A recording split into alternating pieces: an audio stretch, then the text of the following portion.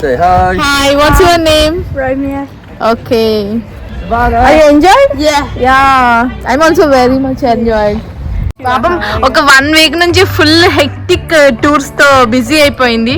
ఇప్పుడు కొంచెం chill mood లోకి వచ్చింది. ఇంకా చిల్ మూడ్ లో ఎక్కడ ఇంటికి వెళ్ళి రేపటి నుంచి చిల్ అవ్వు. ఎక్స్ప్లోరర్స్ పార్క్ లో ఎక్స్ప్లోర్ విత్ హర్ని.